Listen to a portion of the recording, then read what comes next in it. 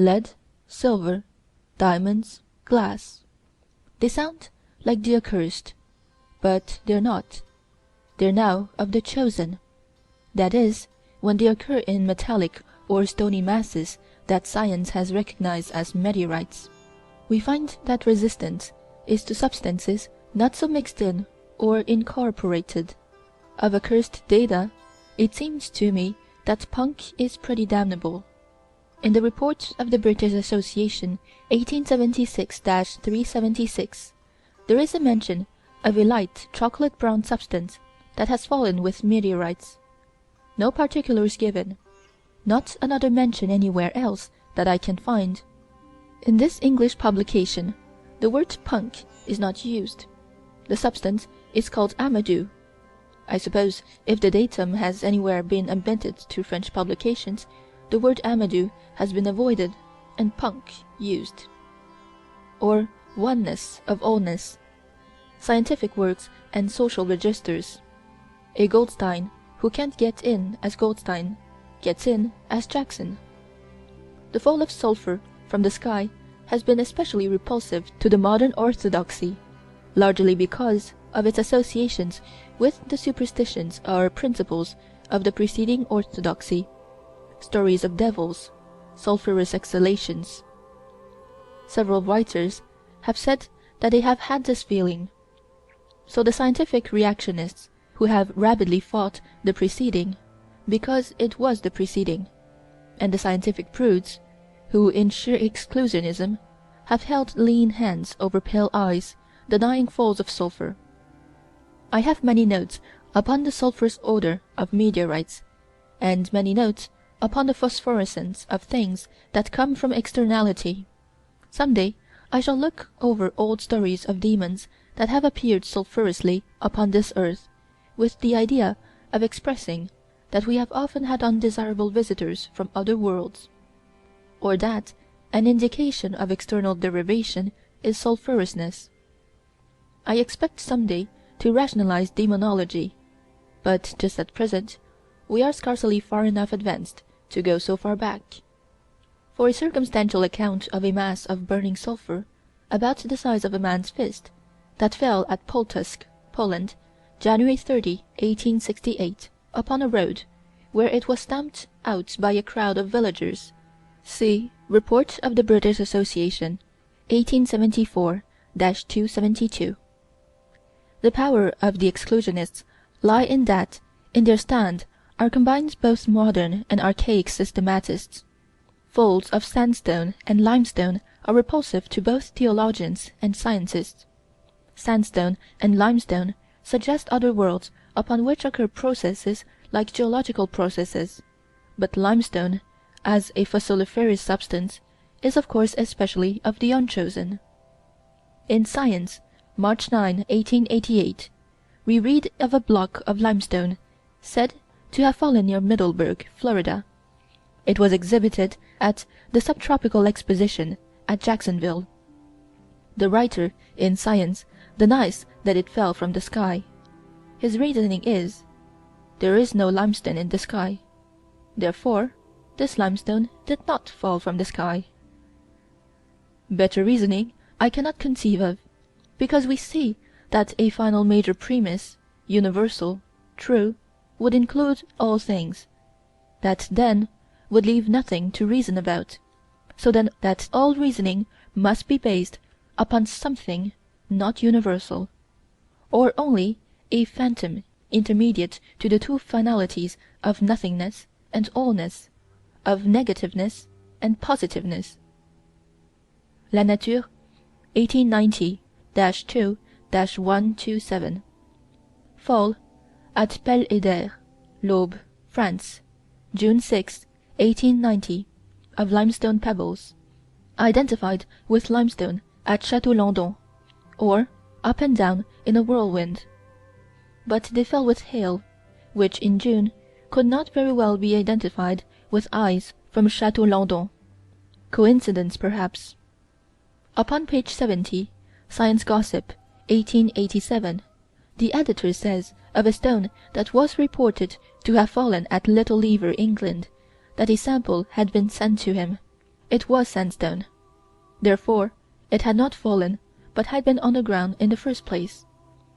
But upon page 140, Science Gossip 1887, is an account of a large, smooth, water-worn, gritty sandstone pebble that had been found in the wood of a full-grown beech tree. Looks to me as if it had fallen red-hot, and had penetrated the tree with high velocity. But I have never heard of anything falling red-hot from a whirlwind. The wood around the sandstone pebble was black, as if charred. Dr. Farrington, for instance, in his books, does not even mention sandstone. However, the British Association, though reluctant, is less exclusive. Report of 1860, page 197, substance about the size of a duck's egg, that fell at Raphoe, Ireland, June 9, 1860. Date questioned. It is not definitely said that this substance was sandstone, but that it resembled friable sandstone. Falls of salt have occurred often. They have been avoided by scientific writers because of the dictum that only water, and not substances held in solution, can be raised by evaporation. However, falls of salty water have received attention from Dalton and others, and have been attributed to whirlwinds from the sea. This is so reasonably contested, quasi-reasonably as to places not far from the sea. But the fall of salt that occurred high in the mountains of Switzerland, we could have predicted that that datum could be found somewhere. Let anything be explained in local terms of the coast of England, but also has it occurred high in the mountains of Switzerland. Large crystals of salt fell in a hailstorm, August 20, 1870, in Switzerland. The orthodox explanation is a crime. Whoever made it should have had his fingerprints taken. We are told, Annual Record of Science, 1872, that these objects of salt "came over the Mediterranean from some part of Africa," or the hypnosis of the conventional, provided it be glib. One reads such an assertion, and provided it be suave and brief and conventional, one seldom questions or thinks very strange, and then forgets. One has an impression from geography lessons. Mediterranean, not more than 3 inches wide on the map. Switzerland, only a few more inches away. These sizable masses of salt are described in the American Journal of Science 3-3-239 as "essentially imperfect cubic crystals of common salt," as to occurrence with hail, that can, in 1 or 10 or 20 instances, be called a coincidence. Another datum: Extraordinary Year 1883. London Times, December 25, 1883. Translation from a Turkish newspaper. A substance that fell at Scutari, December 2, 1883. Described as an unknown substance in particles or flakes, like snow. "It was found to be saltish to the taste, and to dissolve readily in water." Miscellaneous. "Black, capillary matter," that fell November 16, 1857, at Charleston, South Carolina. American Journal of Science 2-31-459. Fall of small, friable, vesicular masses, from the size of a pea to size of a walnut, at Lobo, January 18, 1835. Report of the British Association, 1860-85. Objects that fell at Peshawar, India, June, 1893, during a storm.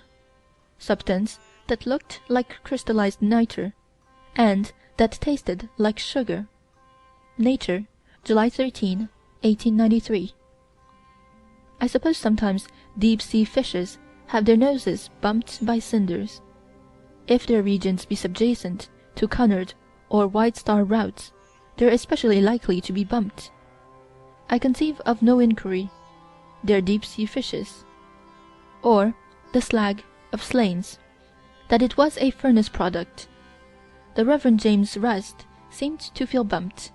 He tried in vain to arouse inquiry. As to a report from Chicago, April 9, 1879, that slag had fallen from the sky, Professor E.S. Bastian, American Journal of Science, 3-18-78, says that the slag, quote, had been on the ground in the first place, end quote. It was furnace slag. Quote, a chemical examination of the specimens has shown that they possess none of the characteristics of true meteorites, end quote. Over and over and over again, the universal delusion, hope and despair of attempted positivism, that there can be real criteria or distinct characteristics of anything. If anybody can define, not merely suppose, like Professor Bastian, that he can define, the true characteristics of anything, or so localize trueness anywhere, he makes the discovery for which the cosmos is laboring. He will be instantly translated, like Elijah, into the positive absolute. My own notion is that, in a moment of super-concentration, Elijah became so nearly a real prophet that he was translated to heaven, or to the positive absolute, with such velocity that he left an incandescent train behind him. As we go along, we shall find the quote, true test of meteoritic material, end quote, which in the past has been taken as an absolute, dissolving into almost utmost nebulosity. Professor Bastian explains mechanically, or in terms of the usual reflexes of all reports of unwelcome substances, that near where the slag had been found, telegraph wires had been struck by lightning, that particles of melted wire had been seen to fall near the slag, which had been on the ground in the first place. But according to the New York Times, April 14, 1879, about 2 bushels of this substance had fallen. Something that was said to have fallen at Darmstadt, June 7, 1846, listed by Gregg, Report of the British Association, 1867-416, as, quote, only slag, end quote. Philosophical Magazine, 4-10-381, that, in 1855, a large stone was found far in the interior of a tree in Battersea Fields. Sometimes cannon balls are found embedded in trees. Doesn't seem to be anything to discuss. Doesn't seem discussable that any one will cut a hole in a tree and hide a cannon ball, which one could take to bed, and hide under one's pillow, just as easily. So with the stone of Battersea Fields. What is there to say, except that it fell with high velocity and embedded in the tree? Nevertheless, there was a great deal of discussion, because at the foot of the tree, as if broken off the stone, fragments of slag were found. I have 9 other instances. Slag and cinders and ashes, and you won't believe, and neither will I, that they came from the furnaces of vast aerial superconstructions. We'll see what looks acceptable. As to ashes, the difficulties are great, because we'd expect many falls of terrestrially derived ashes, volcanoes, and forest fires. In some of our acceptances I have felt a little radical. I suppose that one of our main motives is to show that there is, in quasi-existence, nothing but the preposterous, or something intermediate to absolute preposterousness and final reasonableness, that the new is the obviously preposterous, that it becomes the established and disguisedly preposterous, that it is displaced, after a while, and is again seen to be the preposterous, or that all progress is from the outrageous to the academic or sanctified, and back to the outrageous, modified, however, by a trend of higher and higher approximation to the impreposterous. Sometimes I feel a little more uninspired than at other times, but I think we're pretty well accustomed now to the oneness of allness, or that the methods of science in maintaining its system are as outrageous as the attempts of the damned to break in.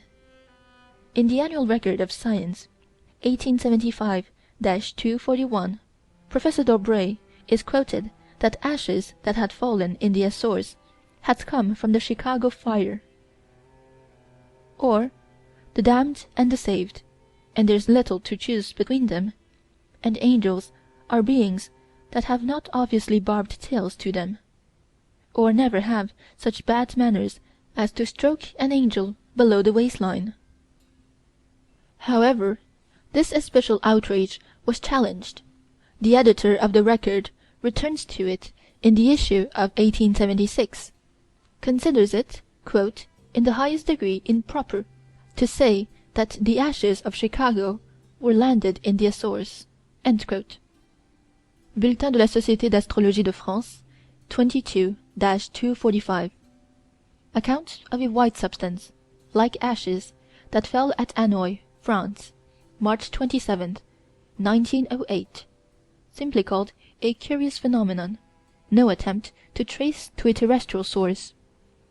Flake formations, which may signify passage through a region of pressure, are common, but spherical formations, as if of things that have rolled and roll along planar regions somewhere, are commoner. Nature, January 10, 1884, quotes a Kimberley newspaper, that toward the close of November 1883 a thick shower of ashy matter fell at Queenstown, South Africa. The matter was in marble-sized balls, which were soft and pulpy, but which, upon drying, crumbled at touch. The shower was confined to one narrow streak of land. It would be only ordinarily preposterous to attribute this substance to Krakatoa. But, with the fall, loud noises were heard. But I'll omit many notes upon ashes. If ashes should sift down upon deep-sea fishes, that is not to say that they came from the steamships. Data of falls of cinders have been especially damned by Mr. Symons, the meteorologist, some of whose investigations we'll investigate later. Nevertheless, notice of a fall in Victoria, Australia, April 14, 1875. Report of the British Association, 1875-242. At least, we are told, in the reluctant way, that someone "thought" he saw matter fall near him at night, and the next day found something that looked like cinders. In the Proceedings of the London Royal Society, 19-122, there is an account of cinders that fell on the deck of a lightship, January 9, 1873. In the American Journal of Science, 2-24-449, there is a notice that the editor had received a specimen of cinders said to have fallen, in showery weather, upon a farm near Ottawa, Illinois, January 17, 1857. But, after all, ambiguous things they are, cinders or ashes or slag or clinkers. The high priest of the accursed that must speak aloud for us is coal that has fallen from the sky, or coke. The person who thought he saw something like cinders also thought he saw something like coke, we are told. Nature, 36-119. Something that looked exactly like coke, that fell during a thunderstorm in the Orne, France, April 24, 1887. Or charcoal. Dr. Angus Smith, in the Literary and Philosophical Society of Manchester Memoirs, 2-9-146, says that about 1827, like a great deal in Lyell's Principles and Darwin's Origin, this account is from hearsay. Something fell from the sky, near Allport, England. It fell luminously, with a loud report, and scattered in a field. A fragment that was seen by Dr. Smith is described by him as having "the appearance of a piece of common wood charcoal." Nevertheless, the reassured feeling of the faithful, upon reading this, is burdened with data of differences. The substance was so uncommonly heavy that it seemed as if it had iron in it. Also, there was "a sprinkling of sulphur." This material is said by Professor Baden-Powell to be "totally unlike that of any other meteorite." Greg, in his catalogue, Report of the British Association, 1860-73, calls it "a more than doubtful substance." But again, against reassurance, that is not doubt of authenticity. Greg says that it is like compact charcoal, with particles of sulphur and iron pyrites embedded. Reassurance rises again. Professor Baden-Powell says, "It contains also charcoal, which might perhaps be acquired from matter among which it fell." This is a common reflex with the exclusionists, that substances not "truly meteoritic" did not fall from the sky, but were picked up by "truly meteoritic" things, of course only on their surfaces, by impact with this earth. Rhythm of reassurances and their declines. According to Dr. Smith, this substance was not merely coated with charcoal. His analyses give 43.59% carbon. Our acceptance that coal has fallen from the sky will be via data of resinous substances and bituminous substances, which merge so that they cannot be told apart. Resinous substances said to have fallen at Kaba, Hungary, April 15, 1887. Report of the British Association, 1860-94. A resinous substance that fell after a fireball? At Neuhaus, Bohemia, December 17, 1824. Report of the British Association, 1860-70. Fall, July 28, 1885. At Lötschen, during a storm, of a brownish substance, very friable, carbonaceous matter. When burned, it gave out a resinous odor. Compte rendu 103-837. Substance that fell February 17, 1819, 1841, at Genoa, Italy, said to have been resinous. Said by Arago, Oeuvres 12-469, to have been bituminous matter and sand. Fall, during a thunderstorm, July 1681, near Cape Cod, upon the deck of an English vessel, the Albemarle, of "burning bituminous matter." Edinburgh New Philosophical Journal, 26-86. A fall, at Christiania, Norway, June 13, 1822, of bituminous matter, listed by Greg as doubtful. Fall, of bituminous matter in Germany, March 8, 1798, listed by Greg. Lockyer, The Meteoritic Hypothesis, page 24, says that the substance that fell at the Cape of Good Hope, October 13, 1833, about 5 cubic feet of it, substance so soft that it was cuttable with a knife, "after being experimented upon, it left a residue, which gave out a very bituminous smell." And this inclusion of Lockyer's, so far as findable in all books that I have read, is in books about as close as we can get to our desideratum, that coal has fallen from the sky. Dr. Farrington, except with a brief mention, ignores the whole subject of the fall of carbonaceous matter from the sky. Proctor, in all of his books that I have read, is in books about as close as we can get to the admission that carbonaceous matter has been found in meteorites "in very minute quantities." Or my own suspicion is that it is possible to damn something else only by losing one's own soul, quasi-soul, of course. Scientific American, 35-120. That the substance that fell at the Cape of Good Hope, "resembled a piece of anthracite coal more than anything else." It's a mistake, I think. The resemblance is to bituminous coal.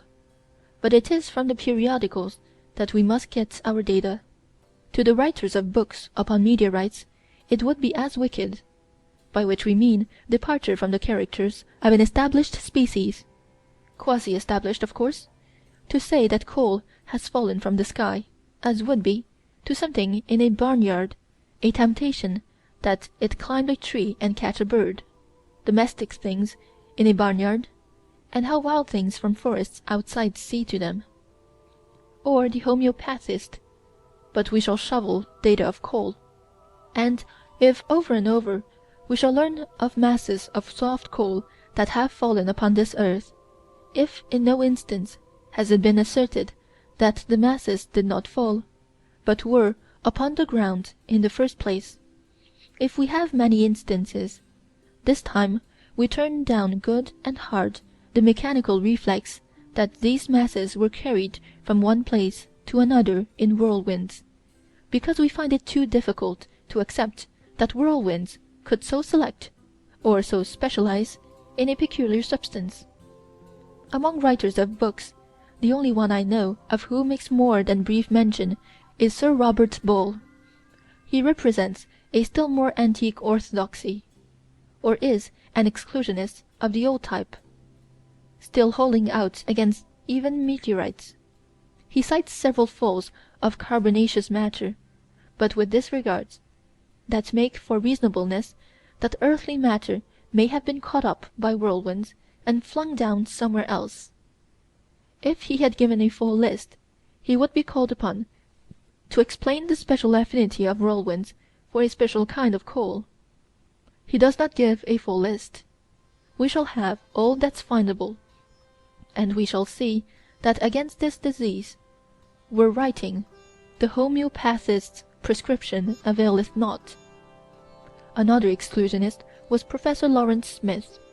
His psychotropism was to respond to all reports of carbonaceous matter falling from the sky by saying that this damned matter had been deposited upon things of the chosen by impact with this earth. Most of our data antedate him, or were contemporaneous with him, or were as accessible to him as to us. In his attempted positivism it is simply and beautifully disregarded that, according to Berthelot, Berzelius, Cloez, Wohler, and others, these masses are not merely coated with carbonaceous matter, but are carbonaceous throughout, or are permeated throughout. How any one could so resolutely and dogmatically and beautifully and blindly hold out would puzzle us, were it not for our acceptance that only to think is to exclude and include, and to exclude some things that have as much right to come in as have the included, that to have an opinion upon any subject is to be a Lawrence Smith, because there is no definite subject. Dr. Walter Flight, Eclectic Magazine, 8971, says of the substance that fell near Alais, France, March 15, 1806, that it emits a faint bituminous substance when heated, according to the observations of Berzelius, and a commission appointed by the French Academy. This time we have not the reluctance expressed in such words as "like" and "resembling." We are told that this substance is "an earthly kind of coal."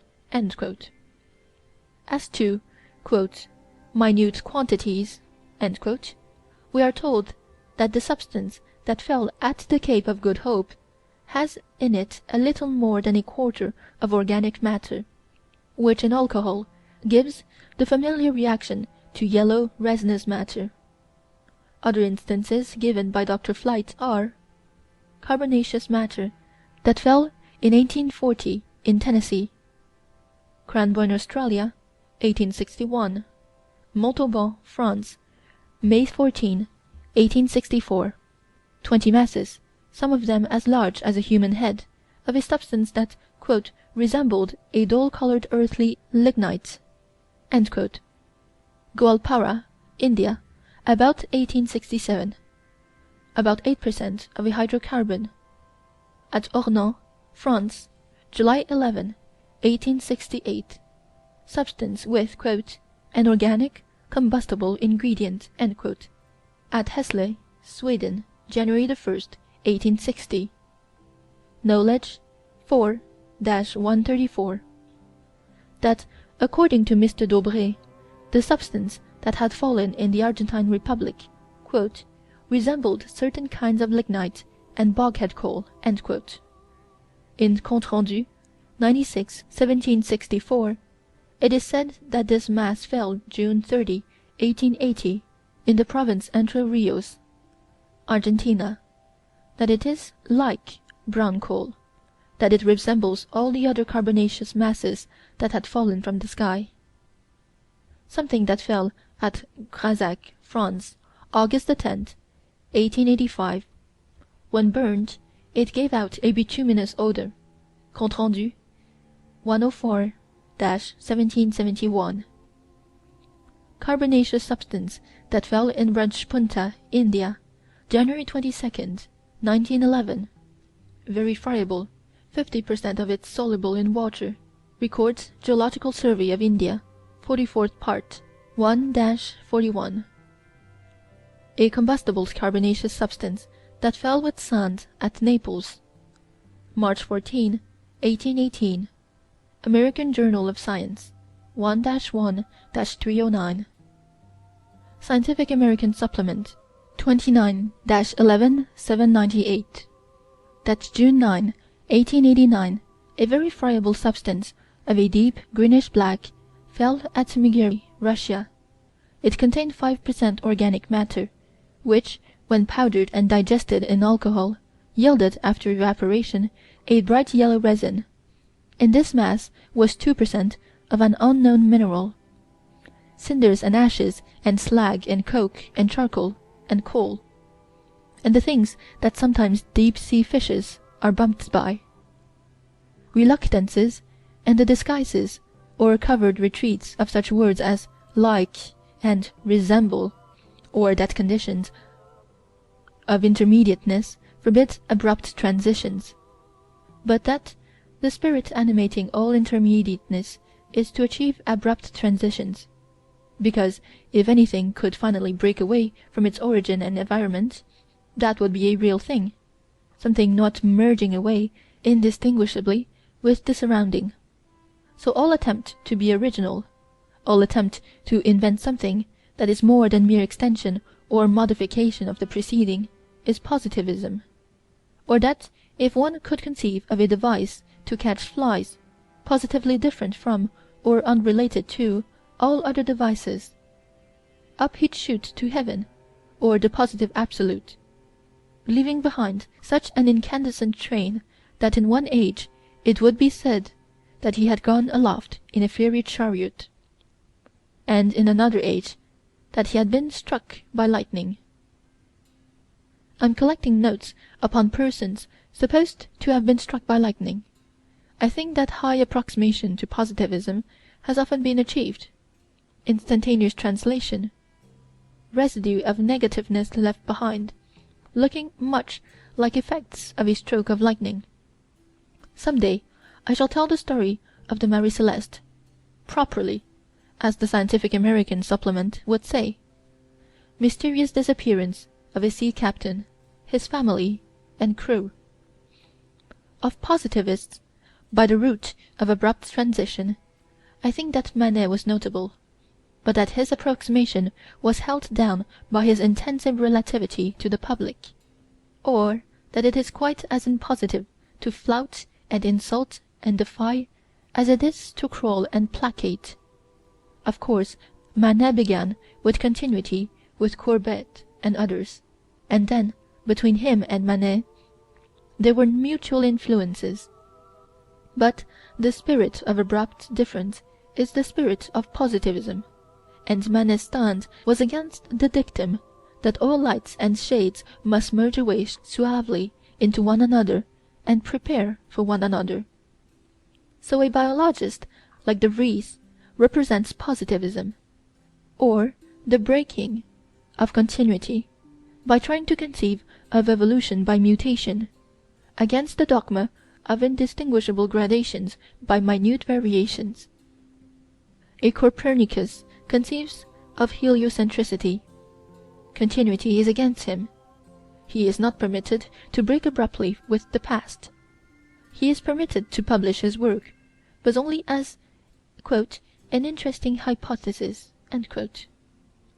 continuity, and that all that we call evolution or progress is attempt to break away from it. That our whole solar system was at one time attempt by planets to break away from a parental nexus and set up as individualities, and failing, move in quasi-regular orbits that are expressions of relations with the sun and with one another, all having surrendered, being now quasi-incorporated in a higher approximation to system.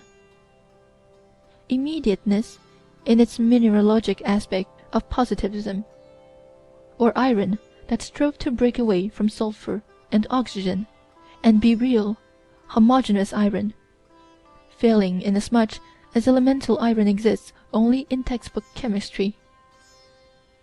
Immediateness in its biologic aspect of positivism, or the wild, fantastic, grotesque, monstrous things it conceived of, sometimes in a frenzy of effort to break away abruptly from all preceding types, but failing in the giraffe effort, for instance, or only caricaturing an antelope.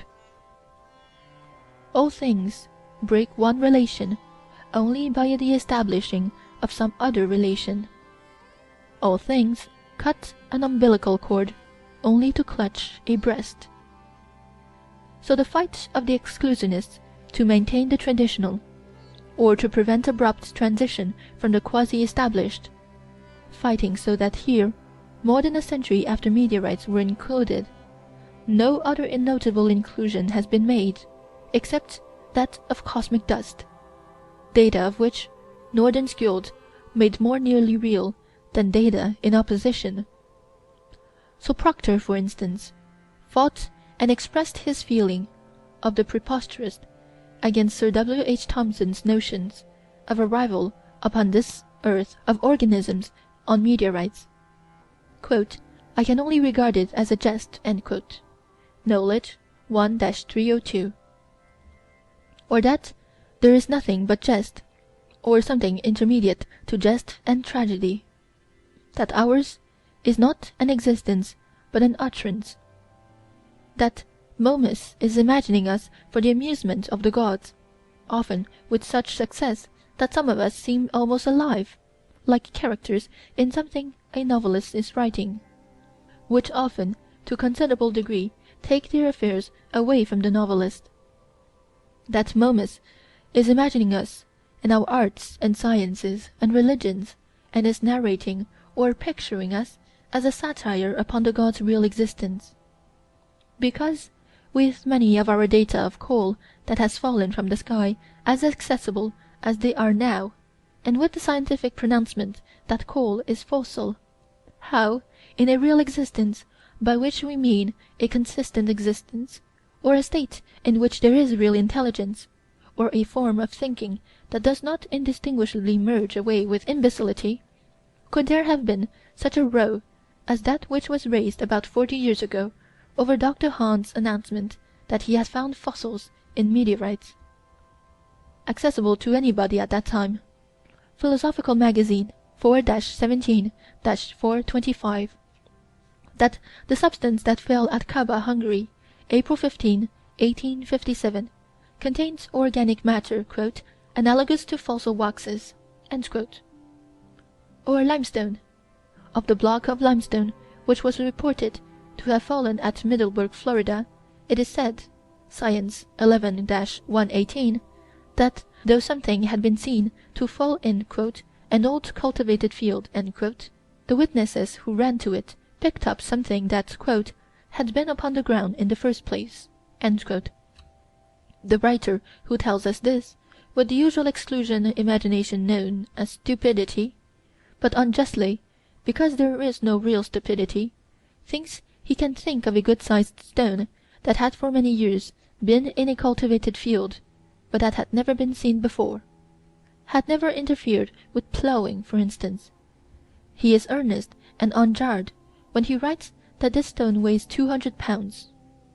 My own notion, founded upon my own experience in seeing, is that a block of stone weighing 500 pounds may be in one's parlor 20 years, virtually unseen, but not in an old cultivated field, where it interfered with ploughing, not anywhere, if it interfered. Dr. Hahn said that he had found fossils in meteorites. There is a description of the corals, sponges, shells, and crinoids, all of them macroscopic, which he photographed in Popular Science 20-83. Dr. Hahn is a well-known scientist. He was better known after that. Anybody may theorize upon other worlds and conditions upon them that are similar to our own conditions. If his notions be presented undisguisedly as fiction, or only as an "interesting hypothesis," he'll stir up no prude rages. But Dr. Hahn said definitely that he had found fossils in specified meteorites.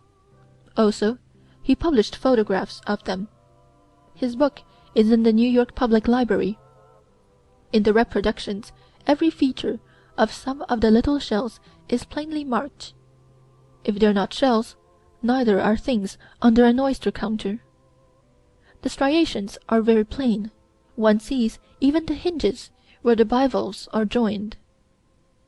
Professor Lawrence Smith, Knowledge 1-258, Dr. Hahn is a kind of half-insane man whose imagination has run away with him. Conservation of continuity. Then Dr. Weinland examined Dr. Hahn's specimens. He gave his opinion that they are fossils, and that they are not crystals or enstatites, as asserted by Dr. Smith, who had never seen them. The damnation of denial and the damnation of disregard. After the publication of Dr. Weinland's findings, silence.